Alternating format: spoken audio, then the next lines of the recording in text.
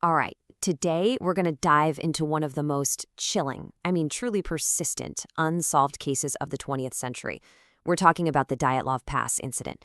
And let me tell you, it's a story that, even after all this time, over 65 years, it doesn't have any easy answers. So the entire mystery, really, it all boils down to this one central question that's haunted investigators for decades. Just try to imagine this for a second. You're an experienced hiker, you're sleeping in your tent, and then suddenly some kind of terror, just this absolute terror, grips you so hard that you slash your way out of your only shelter and just flee, barely dressed, straight into a deadly blizzard. Why would you do that? It seems completely unthinkable, right? Well, that is exactly what happened here. Okay, so to even begin to understand what could have possibly happened out there, we first need to talk about the people at the very heart of this tragedy.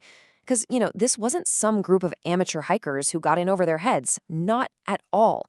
These folks were skilled, they were prepared, they were ready for a serious adventure.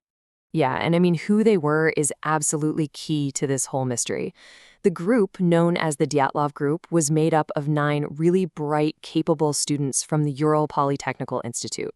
Their leader was a guy named Igor Dyatlov, and every single one of them was an experienced ski trekker. If you look at the photos from the start of their trip, they're all smiling, they're full of life, just totally pumped for the challenge they had ahead of them. So, their journey kicks off in January 1959. They're heading for a peak way out in the remote Ural Mountains. Now, on the night of February 1st, they set up what would be their final camp, and they set it up on a slope called Kholat Syakhl. Here's where it gets a little creepy. In the local Mansi language, that name translates to the Dead Mountain.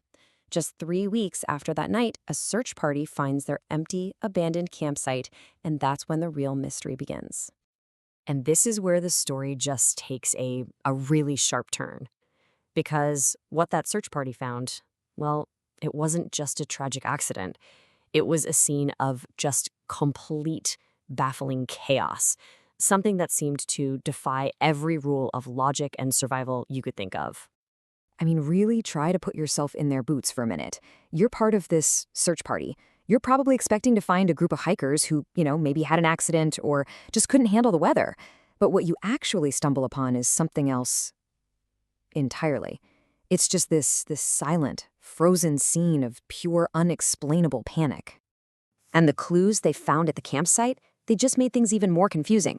For starters, the tent was sliced open, but from the inside. Think about that.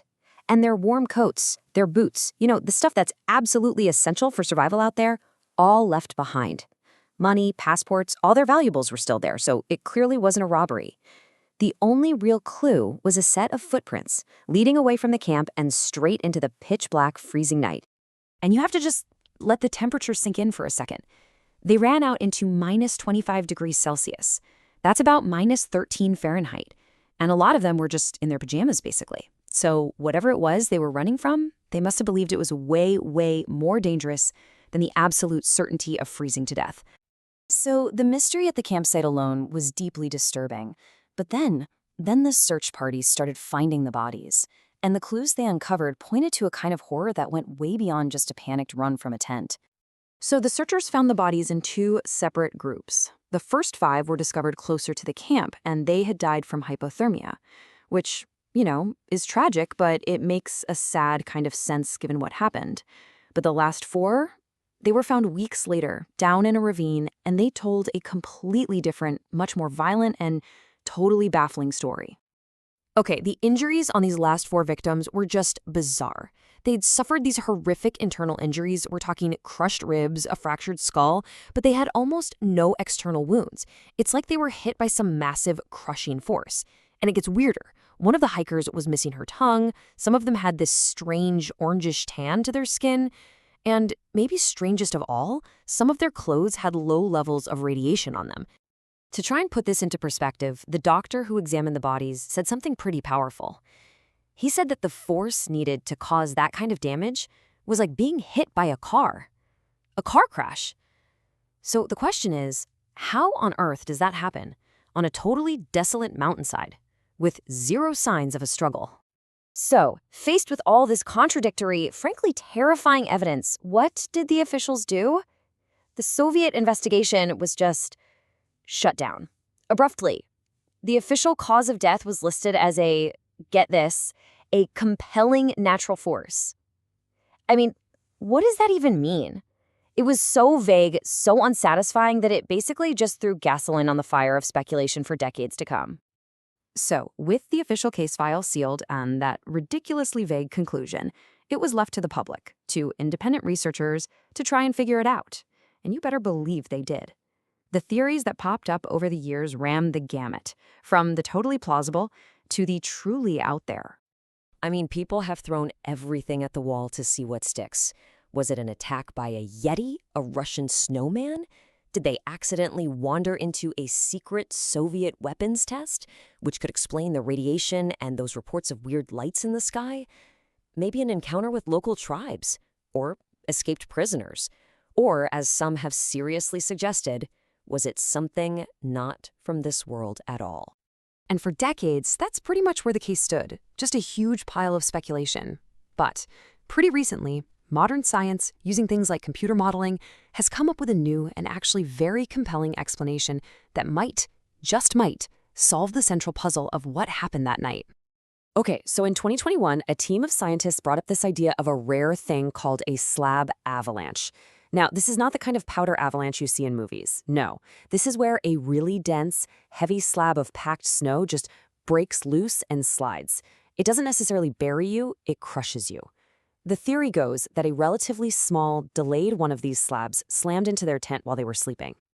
So this theory lays out a pretty chilling chain of events. Step 1, the heavy slab of snow hits the tent. It pins some of the hikers inside, causing those brutal internal injuries we talked about, the car crash force. Step 2, the hikers who aren't injured panic. They grab knives and cut the tent open from the inside to rescue their friends.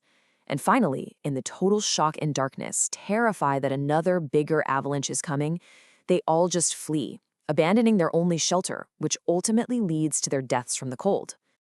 Now, this avalanche theory, it sounds pretty good, right? It's elegant, it's scientific, but it's not perfect.